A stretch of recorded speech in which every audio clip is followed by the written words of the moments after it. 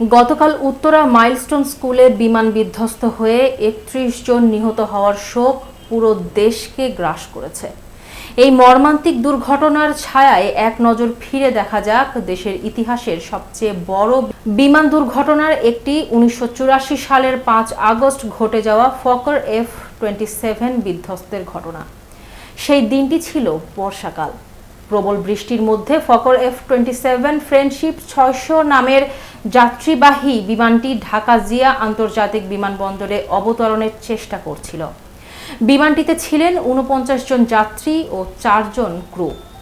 যাত্রীদের মধ্যে ছিলেন একজন ব্রিটিশ নাগরিক, একজন জাপানি এবং ৩৩ জন বাংলাদেশি, যারা মধ্যপ্রাচ্যের সংযোগ ফ্লাইট ধরার জন্য ঢাকায় এসেছিলেন।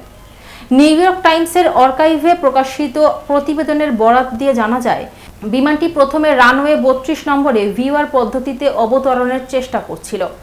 ভিওআর পদ্ধতি হলো এক ধরনের রেডিও নেভিগেশন যা ব্যবহার করা হয় যখন দৃশ্যমানতা কম থাকে। কিন্তু প্রবল বৃষ্টির কারণে রানওয়ে দেখা যাচ্ছিল না, ফলে প্রথম অবতরণ চেষ্টা ব্যর্থ হয়। এরপর পাইলটরা ইনস্ট্রুমেন্ট ল্যান্ডিং সিস্টেম ব্যবহার করে রানওয়ে ১৪ নম্বর অবতরণের চেষ্টা করেন, যা আবারও ব্যর্থ হয়। অবশেষে বিমানটি রানওয়ের শুরু থেকে মাত্র ৫৫০ মিটার দূরে পাশের একটি জলাভূমিতে বিধ্বস্ত হয়। দুর্ঘটনায় ৪৯ জনের সবাই প্রাণ হারান। এদের মধ্যে ছিলেন বাংলাদেশের প্রথম বাণিজ্যিক নারী পাইলট কানিজ ফাতেমা রোকেয়া, যিনি ১৯৭৭ সালে এই সম্মান অর্জন করেছিলেন। তিনি এই দুর্ঘটনায় মারা যাওয়া অন্যতম। সেই সময়ের কর্মকর্তাদের বরাত দিয়ে বলা হয়, বিমানটির বিধ্বস্ত হওয়ার সময় অবস্থা খুবই দুরূহ ছিল। প্রবল বৃষ্টি এবং কম দৃশ্যমানতার কারণে পাইলটদের জন্য অবতরণ কঠিন হয়ে ওঠে। এই দুর্ঘটনা বাংলাদেশের বাণিজ্যিক বিমান চলাচলের ইতিহাসে একটি কালো অধ্যায় হিসেবে বিবেচিত।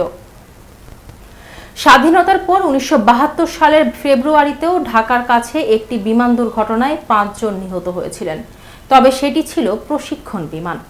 বর্তমানে দেশের সবচেয়ে বড় দুর্ঘটনার তালিকায় এই ১৯৮৪ সালের দুর্ঘটনা অন্যতম।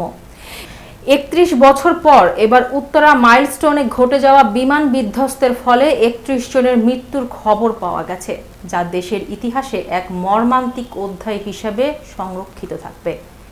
দেশবাসী শোকাহত আহতদের দ্রুত আরোগ্য কামনা করছে, আর বিমান নিরাপত্তা ও প্রশিক্ষণ নিয়ে নতুন করে প্রশ্ন উঠেছে।